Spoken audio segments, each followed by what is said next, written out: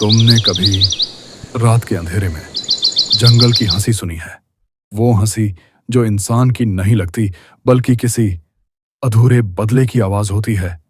मैंने सुनी थी और उस रात के बाद मैं कभी पहले जैसा नहीं रहा।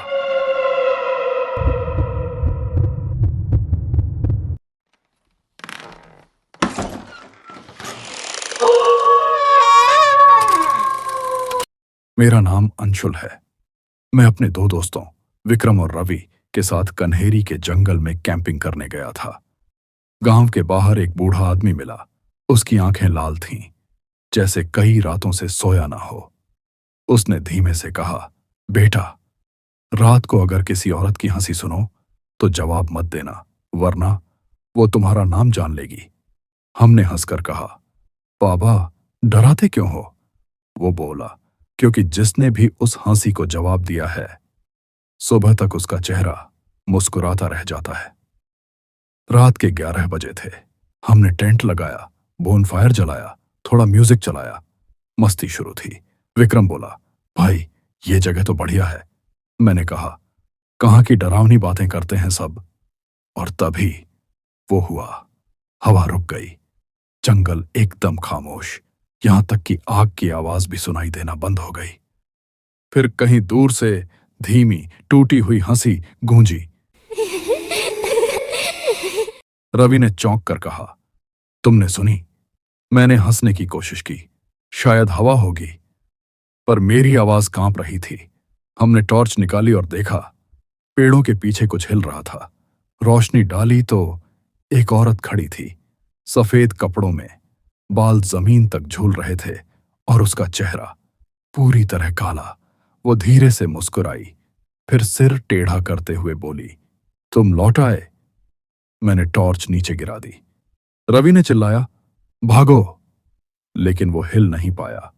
उसके पैर जैसे जमीन में जकड़ गए थे। मैंने उसकी बांह पकड़ने की कोशिश की, लेकिन तभी वो औरत हवा में गायब हो गई और पीछे बस उसकी हंसी गूंज रही थी। हम टेंट में वापस भागे। रवि कांप रहा था, चेहरा सफेद पड़ गया था। वो बोला, मैंने उसे देखा, वही थी, वही लड़की जिसकी मौत इसी जंगल में हुई थी। मैंने कहा, क्या? वो बोला, कई साल पहले वो अपने दोस्तों के साथ आई थी। वो रात को खो गई, अगले दिन मिली, पेड़ से लटकी हुई, चेहरे पर वही जमी हुई हंसी के साथ।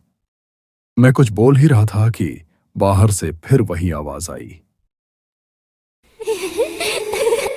इस बार बहुत पास से विक्रम टॉर्च लेकर बाहर भाग गया।